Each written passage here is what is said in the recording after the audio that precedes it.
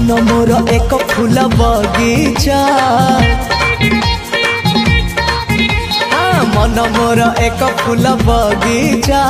पिछे देइछि प्रेम गालीचा चली आस से बाटे खोजुछि मु साथी गोटे